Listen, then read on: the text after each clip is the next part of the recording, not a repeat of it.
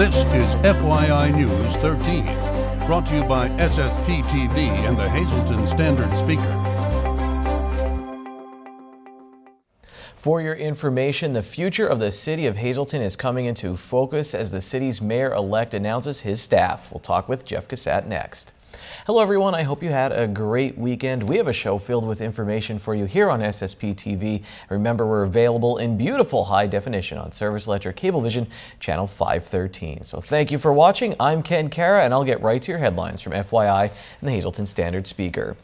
Hazleton's mayor-elect Jeff Cassat announced the members of his team today during a press conference at Hazleton City Hall. Tom Prabola will remain Director of Administration, Donald Leshko as Hazleton Fire Chief, Frank Vito, Director of Public Works, and Ralph Sharp, Director of Public Services. Cassat also announced that he will not introduce a revised budget and will accept the current budget approved by City Council. And while the budget does not contain a salary for a police chief, he will not eliminate the chief and will hire an interim chief, Jerry Spezial, the current director of the police department in Paterson, New Jersey. Lisa Sugar talked with the mayor-elect after today's press conference. I'm pleased to be joined by Mayor-elect Jeff Cassat from the city of Hazleton. You have just announced your new members of your administration, so the biggest changes, I guess, coming. You have an administrative assistant, you have an interim chief of police, so tell us how you came to those realizations. Well, with the budgetary restraints that we have, I made the decision to go with an interim chief to come in. He's willing to evaluate our department and implement the changes I would like to see happen in the next couple of months.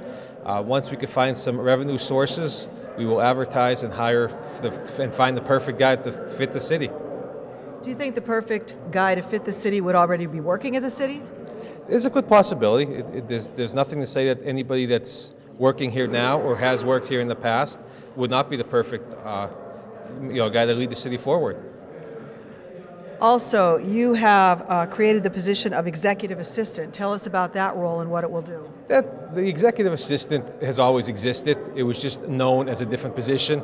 It's basically the mayor's assistant, the mayor's secretary, the mayor's right-hand person. So if you go back to the code, that's the name, the technical name that it should be classified under.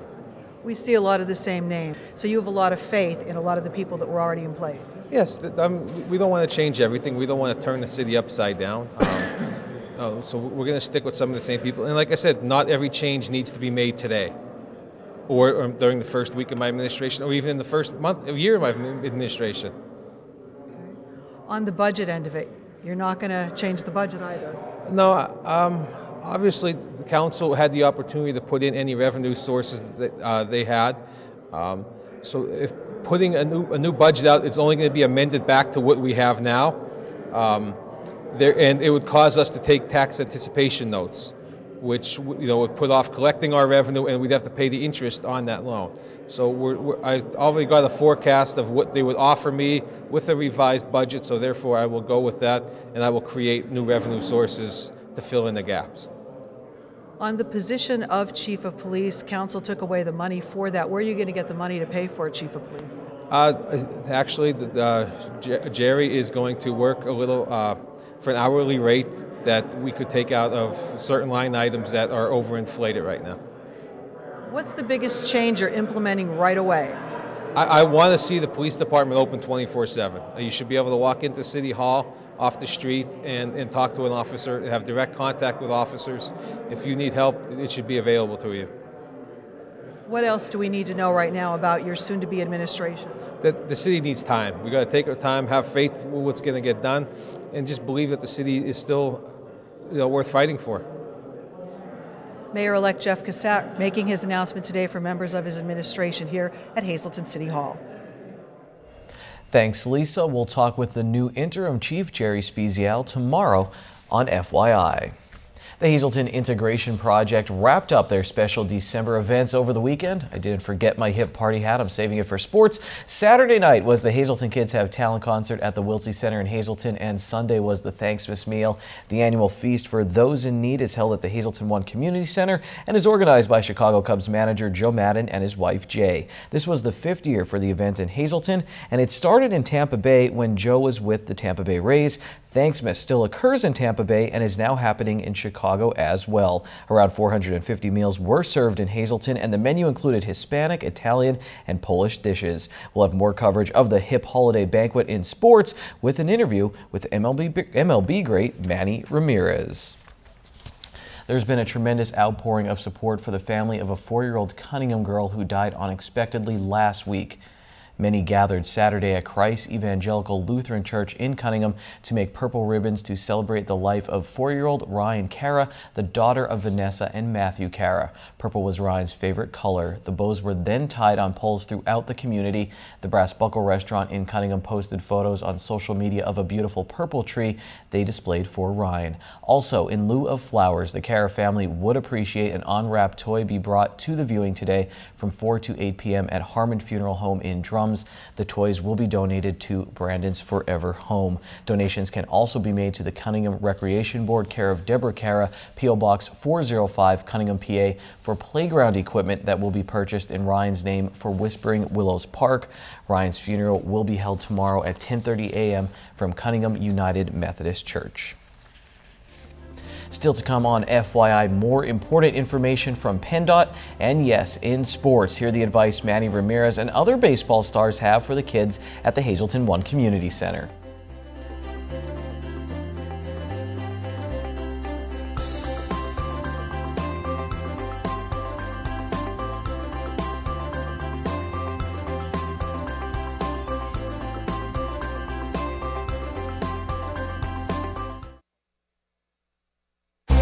This is FYI News 13, brought to you by SSPTV and the Hazleton Standard Speaker. FYI will not be seen next week so that SSPTV can bring you special holiday programming. And one of the programs that will air in place of FYI next week will be Let the People Know. Our Lisa Sugart is joined by Christy Book, co-owner of Core Fitness, to talk about getting healthy for the new year. This is one of 3 special guests who will join Lisa for Let the People Know Wednesday, December 30th at 5 p.m. Special holiday programs all next week right here on Channel 13, also in high definition on Channel 513 on Service Electric Cablevision, or online at ssptv.com or on our Facebook page. Time now for FYI News 13 weather. Step up to your TV and tag your house if you see it. Okay, we're in HD, but we're not that advanced yet. It's looking like it's going to stay this way, by the way, for Christmas. Green. Here's our local forecast from the National Weather Service. Tonight, there's a slight chance of showers before 8 p.m. and then a chance of showers after midnight. Cloudy with a low around 41. Here's the 4-day outlook that will take us to Christmas. Tuesday, rain before noon, then a chance of showers between noon and 4 p.m. We'll have a high of 50 degrees. Tuesday night, patchy fog after 1 a.m., mostly cloudy, low of 42. Wednesday, rain and a high of 56 degrees. Wednesday night showers are likely. It will be cloudy with a low of 54. Wind will get up to 14 miles per hour. On Thursday, a 50% chance of showers, partly sunny with a high near 63. This is on Christmas Eve. Thursday night, partly cloudy with a low of 43. On Christmas Day, the sun comes out, mostly sunny with a high of 50. And then on Friday night, Christmas night, a chance of showers, partly cloudy with a low of 37 degrees. A program is in effect now through New Year's, and that is Drive Sober or Get Pulled Over. And it is a project of PennDOT and the Pennsylvania State Police. I'm pleased to have representatives from both here right now. Mike Toludo is the Safety Press Officer with PennDOT, and I also have with us Trooper Joshua Breyer, who is Community Services for the Pennsylvania State Police in Troop N in Hazleton. Mike, I'm going to start with you. Tell us all about this program, what people need to know as they take to the highway, so many of us, for this holiday season. Well, this year, Christmas is on a Friday, so that makes it a 4-day holiday, gives people more opportunities to get out there and enjoy the holiday. So what we want to do, make sure people do not drink and drive. With local police, state police, and law enforcement will be out there doing DUI checkpoints, being extra cautious on the road, watching for people violating these rules. We were talking earlier, and people don't realize how many fatal accidents there actually are over the holidays, and you were citing some staggering statistics. Alone in 2013, 23 people nationwide were killed on Christmas Day due to drunk drivers.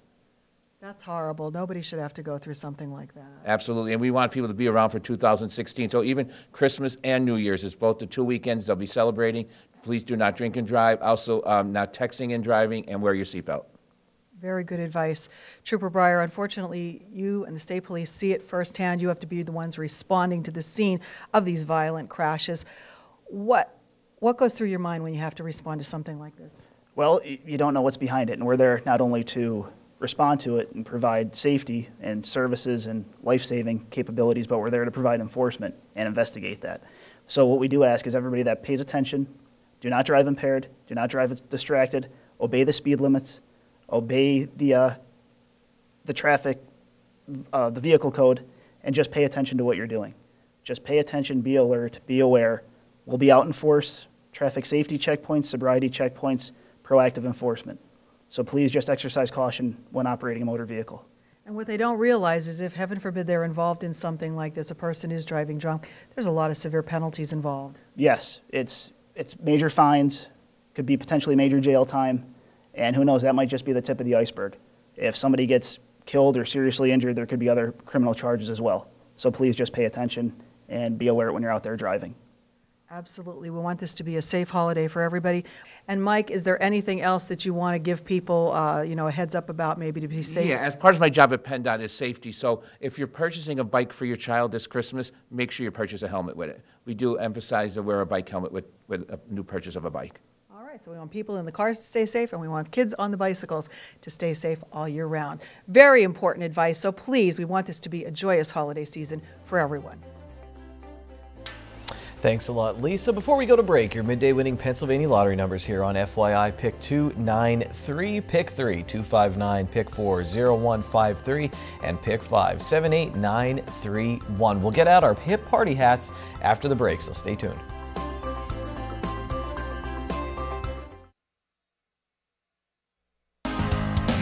This is FYI News 13 Sports.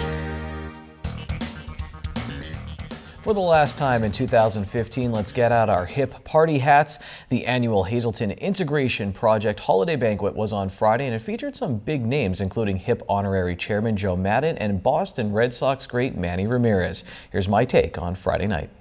In 2007, only a few months out of college, I danced around my mom's basement as Manny Ramirez crushed a pitch and hit a walk-off home run in Game 2 of the American League Division Series against the Angels. A few weeks later, I was at Fenway Park for Game 2 of the American League Championship Series when Ramirez hit a homer to break the all-time postseason home run record with 23 dingers. In 2008, I was at Oriole Park at Camden Yards when he smacked his 500th career home run. So what's the coolest thing I ever saw Ramirez do? Well, this is it right here, signing autographs in my hometown for the Hazleton Integration Project. Ramirez is now a hitting consultant with the Chicago Cubs, and he works with Hazleton's own Joe Maddon. I'm here for him, and I'm also here for the kids. I think it's a great event when you come and you supporting the kids, and when you supporting your friends, and that's what it's all about. We're supposed to be a family, and when you see one of your friends call you, and you could be there and you could take time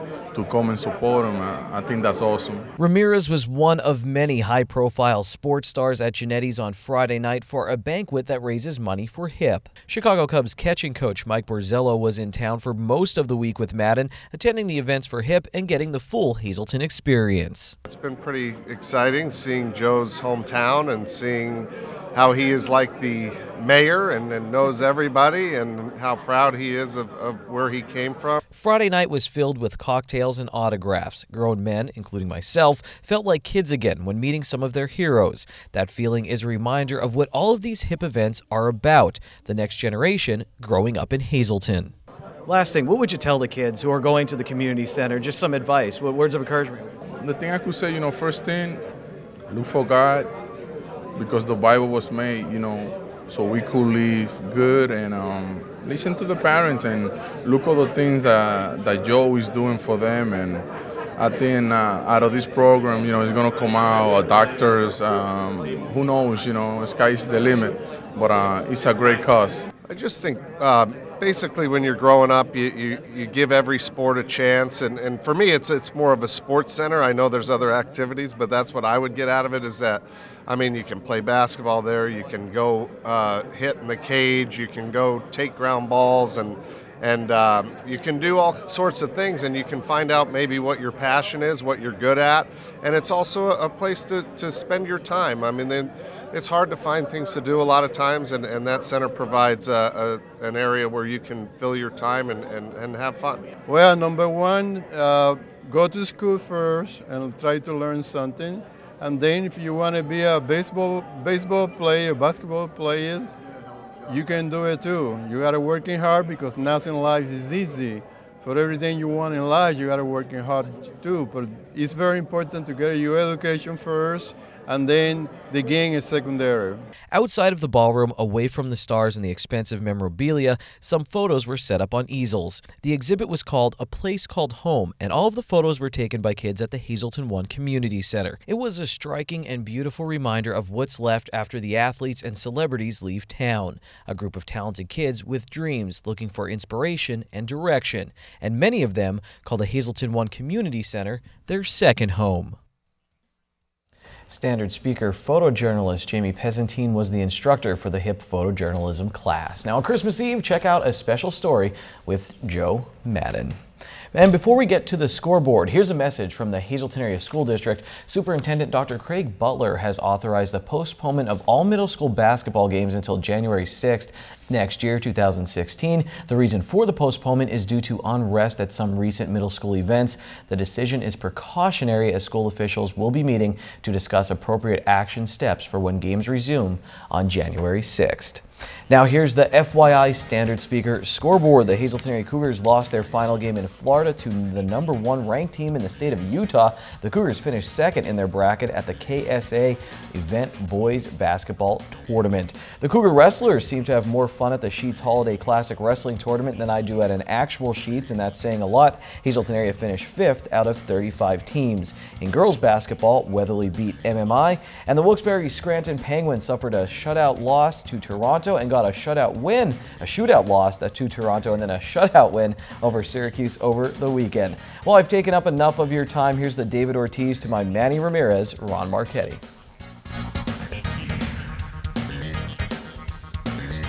So it's not going to be exactly like this on Christmas Eve. Not so bad. So what? Merry Christmas, everybody, and welcome to our show tonight. This is supposed to be trivia treats, but since I will not be here on Christmas, let's roll short shots into this segment, and thank you for watching. Thank you very much, as a matter of fact. Joe Paterno would have been 89 today, and I wonder if Joe Pa would have approved a beer in his honor. I don't think so, but it is what it is. Also, the golden boy from Notre Dame and Green Bay, Paul Hornung, the only Heisman Trophy winner ever to win that award with a losing record. The Irish were 2-8 in 1956. He will turn 80 tomorrow. 6 years and 6 days after winning the Heisman in 1962, on this day, 53 years ago, the Dallas Texans outlasted the Houston Oilers 21-17 in double overtime in the AFC Championship game in Houston. It was the final game for the franchise representing Dallas. Unable to compete with the NFL Cowboys, the Texans moved to Kansas City in February of 1983 and were renamed the Chiefs.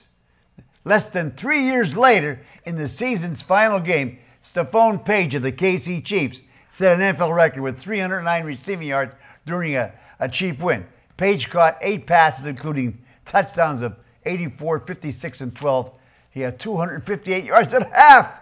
That record stood for 4 years until Flipper Anderson of the LA Rams collected 336 receiving yards during a 20-17 overtime victory over the Saints on November 26, 1989. That mark has stood over the last 26 years.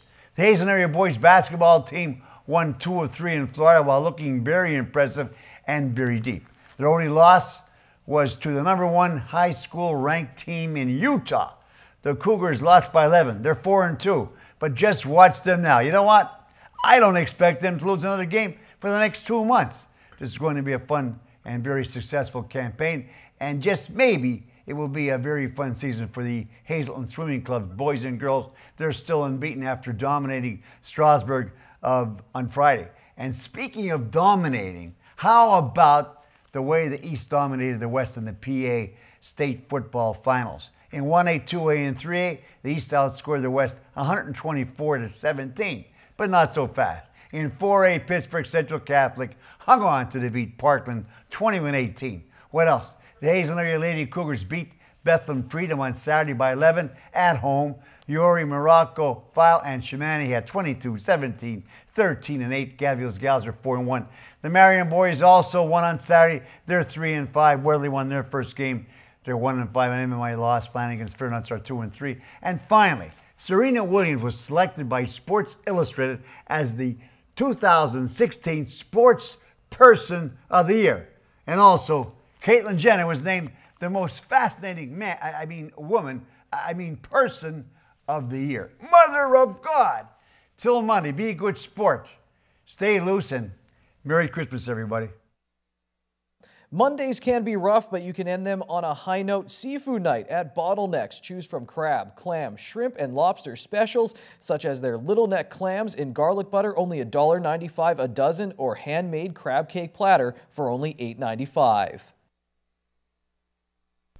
Good evening, everyone, and here's tonight's Talk of the Town report. First tonight, Hazelton Public Transit has announced all bus service will end at 4 p.m. on Christmas Eve, Thursday, December 24th, and New Year's Eve, December 31st. There will be no bus service on Christmas Day and New Year's Day. For info, just call 570-459-5414.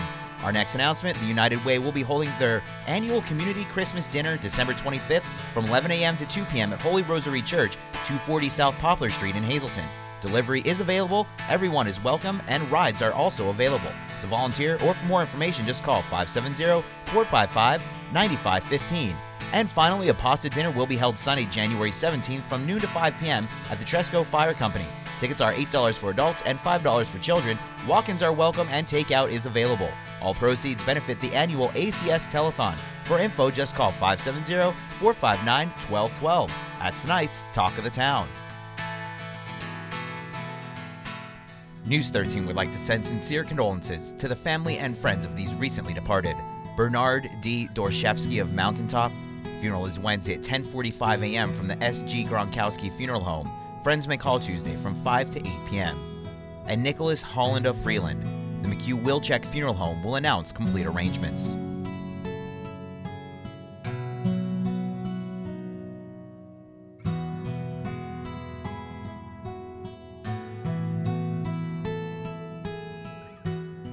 Attention pay-per-view subscribers, if you see your name right now on News 13, you have 13 minutes to call in and win a free movie from Service Electric Cablevision. Our winner tonight is Lisa Wolfgang of Barnesville. Lisa, if you're watching, give us a call right now, 570-455-7267, extension 104.